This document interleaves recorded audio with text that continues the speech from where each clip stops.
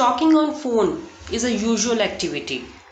So let's talk about the English sentences that we can use while talking to someone over the phone or the ones that are related to it. Let's begin. The first one is जब हम किसी से phone पे बात कर रहे होते हैं और किसी को हमने इशारे से या ऐसे ही बताना हो कि मैं कॉल पे हूँ. What will you say? I am on the call or I am on the phone. क्या आप मुझे 5 बजे कॉल कर सकते हो? Can you ring me at 5 o'clock? or can you call me at 5 o'clock? कृपया थोड़ी देर के लिए रुकें. कभी कभी किसी को फ़ोन पे हमने कहना होता है कि थोड़ी देर के लिए वेट करो. So we can say please hold on for a while. Please hold on for a while. अगर आपको फ़ोन पे किसी और से बात करवानी हो तो आप कहते हैं कि मैं अभी उसे फ़ोन पे बुलाता हूँ या मैं अभी उसे फ़ोन पे आने के लिए कहता हूँ. I just ask him to be on the line. I just ask him to be on the line. Call में बहुत गड़बड़ है, कुछ भी ठीक से सुनाई नहीं दे रहा. So we can say there is a lot of disturbance in the call. There is a lot of disturbance in the call. आपकी आवाज़ साफ नहीं आ रही है या फिर आपकी आवाज़ सुनाई नहीं दे रही है. Your voice is not clear or your voice is not audible. सुनाई नहीं दे रही है, audible.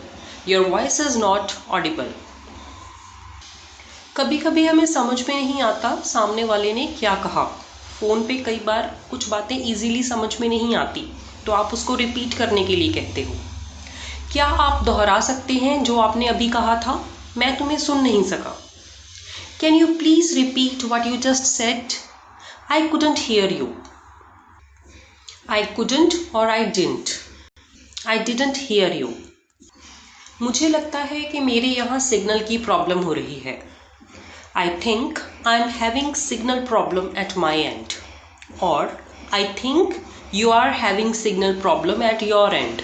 आपकी साइड पे सिग्नल की प्रॉब्लम हो रही है या मेरी साइड पे सिग्नल की प्रॉब्लम हो रही है. Or you can say, I think we are having signal problem. Next is, वह फ़िलहाल यहाँ नहीं है, क्या आप उसे कोई मैसेज देना चाहते हो? कई बार ऐसा होता है कि फ़ोन जिसके लिए आया हो वो पर्सन अवेलेबल नहीं है लेकिन आप पूछना चाहते हैं कि उसके लिए कोई मैसेज है. In that case you can say, he is not here at the moment. Do you have any message for him?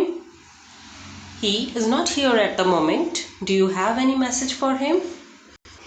Phone रखना की इंग्लिश होती है hang up. क्या अब मैं फ़ोन रख दूँ? Should I hang up now?